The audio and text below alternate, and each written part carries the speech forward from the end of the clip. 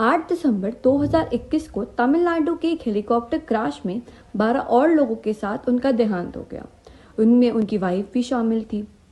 तो बिपिन सर, आपकी लाइफ और आपके अचीवमेंट्स के बारे में लोगों को बताना काफ़ी ज़रूरी है कि आपने हमारे देश के लिए और हमें सुरक्षित रखने के लिए क्या क्या करा है। CDS Bipin Rawat sir was one of the India's top-ranked armed officials. He was the first Chief of Defence Staff of India. Bipin Lakshman Singh Rawat का जन्म उत्तराखंड में हुआ। उनके पिता लक्ष्मण सिंह रावत भी इंडियन आर्मी में लेफ्टिनेंट जनरल थे। Indian military academy of Dehradun में उन्हें स्वॉर्ड ऑफ ऑनर प्राप्त हुई।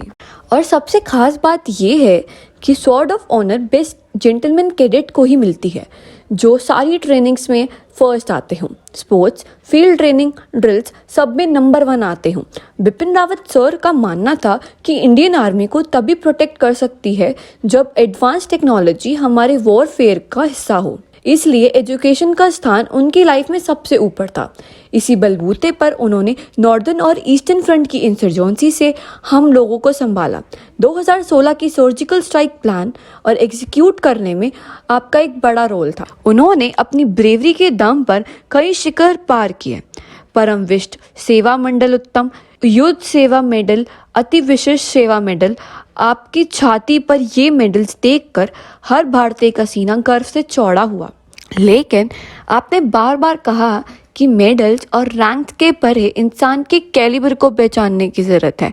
आपकी लोगों को समझने के कैलिबर की वजह से ही आप चीफ ऑफ डिफेंस स्टाफ बने। पर CDS का मतलब क्या है?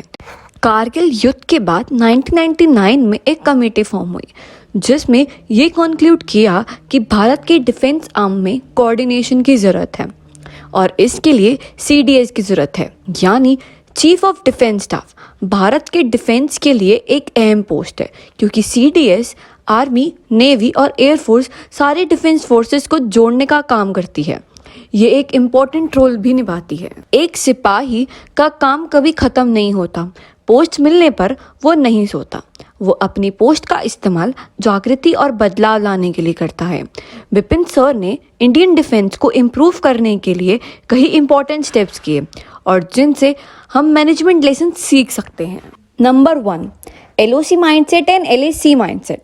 भारत का पाकिस्तान से आने वाला टेरर इन्फिल्ट्रेशन रोकने का अप्रोच और चाइनीज इन्फिल्ट्रेशन रोकने का अप्रोच अलग होना चाहिए।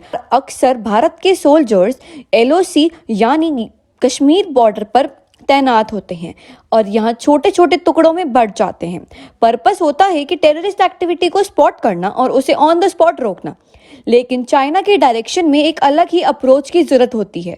यहाँ ऐसे छोटे टुकड़ों में बंटना काउंटर प्रोडक्टिव हो सकता है।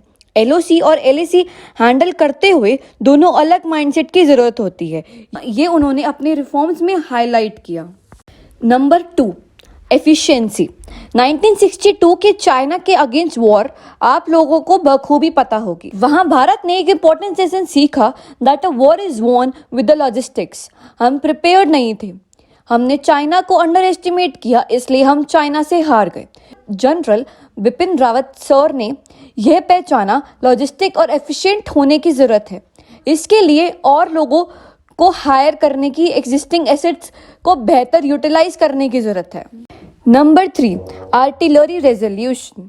आप लोग ही तो हैं जो भारत में आर्टिलरी रेवोल्यूशन लाए। एक वॉर के समय आर्टिलरी रेफिडमेंट होती है, 30 से 40 किलोमीटर दूर से ही अपने टारगेट को डिमोलिश कर सकती है।